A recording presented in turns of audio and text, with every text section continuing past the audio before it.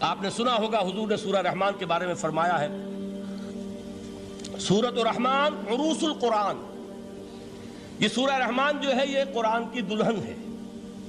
جیسے دلہن کو آپ خوشنما لباس پہناتے ہیں، آراستہ پیراستہ اس کو گہنے اور اس کو زیور پہناتے ہیں، تو جس طریقے سے سجاتے ہیں آپ دلہن کو، اللہ تعالیٰ نے ایک سورت قرآن مجید میں یہ ایسی رکھی ہے سورہ رحمان کہ اسے خوب سجایا ہے۔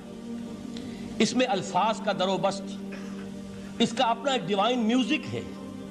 وہ تو اللہ تعالیٰ قراء جو ہے خاص طور پر مصر کے قراء، اللہ تعالیٰ ان پر رحمت نازل فرمائے، ان کی خطاؤں سے درگزر کرے۔ جس طرح قرآن کے انٹرنسک میوزک کو انہوں نے واضح کیا ہے، واقعہ یہ ہے کہ اگر یہ لوگ نہ ہوتے، شیخ عبد الباسط محمد عبد الصمد، شیخ محمود خلیل الحصری، یہ لوگ کہ جنہوں نے قرآن کے اس غنا میوزک، یہ لفظ جو ہے آپ حیران نہ ہو کہ میں یہ کوئی شاید توہین کر رہا ہوں قرآن کی، حضور نے یہ لفظ استعمال کیا ہے، تغنو، اس قرآن کو اچھی سے اچھی خوشلہانی کے ساتھ پڑھو۔ من لم یتغن بالقرآن فلیس منا، جو قرآن کو بہتر سے بہتر انداز میں، اچھی سے اچھی آواز میں، خوشلہانی کے ساتھ پڑھنے کی کوشش نہیں کرتا، وہ ہم میں سے نہیں ہے۔ بلکہ ایک مرتبہ حضور رات کے وقت آپ گشت پر تھے اپنے ساتھیوں کے حالات معلوم کرنے کے لیے۔ حضرت ابو موسیٰ اشعری رضی اللہ تعالیٰ عنہ ایک صحابی ہیں، ان کے گھر کے پاس سے گزر ہوا، وہ رات کو تہجد پڑھ رہے تھے، کھڑے ہوئے کیف کے عالم میں قرآن تلاوت کر رہے ہیں۔ حضور کو بہت پسند آئی ان کی قرات، کافی دیر تک وہاں کھڑے سنتے رہے۔ اب انہیں کیا پتا کون سن رہا ہے، بالکل اسی طرح سمجھ لیجئے ایک بات یاد آئی ہے، حضور فرماتے ہیں کہ جس طرح کان لگا کر اللہ قرآن کو سنتا ہے کسی چیز کو نہیں سنتا۔ ہمیں نظر نہیں آتا نا، ہمیں معلوم نہیں، ہم قرآن پڑھ رہے ہیں تو سننے والا کون ہے؟ سب سے زیادہ کان لگا کر خود اللہ۔ یہاں اس لیے مجھے یاد آیا کہ ابو موسیٰ اشعری کو کیا پتا تھا کہ کون سن رہا ہے؟ وہ اپنی کیفیت میں نماز میں تہجد میں قرآن کی تلاوت کر رہے تھے، اور ظاہر بات ہے ان کے گھر ایکڑوں میں بنے ہوئے نہیں تھے، ایک ایک کمرہ، ایک ایک کوئی حجرہ، ایسے ہی تو گھر تھے نا صحابہ کے، لہذا حضور پاس سے گزرے، آواز آئی، کافی دیر سنتے رہے۔ اس کے بعد آپ تشریف لے گئے، صبح فجر میں ملاقات ہوئی تو حضور نے تحسین کے انداز میں فرمایا، یا ابا موسیٰ انک قد اوتیت مزمارا من مزامیر آل داؤد، اے ابو موسیٰ تمہیں تو آل داؤد کے سازوں میں سے ایک ساز اللہ نے عطا فرما دیا ہے۔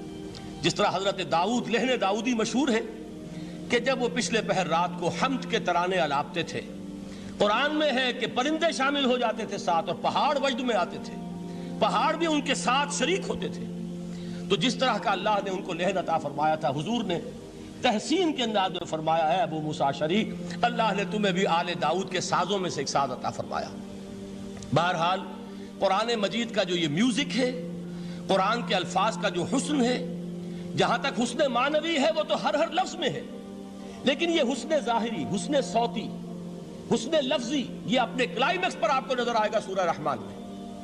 لیکن قرآن میں یہ سورت اس اعتبار سے بھی ممتاز ہے، اس کی 4 آیات پر ذرا توجہ کریں گے، عجیب حقائق سامنے آئیں گے۔ جہاں یہ قرآن مجید کے حسن صوت اور حسن لفظی کی معراج ہے، وہیں اس کی پہلی 4 آیات میں 4 چوٹی کی چیزوں کا ذکر ہے، سب سے اونچی چیزیں۔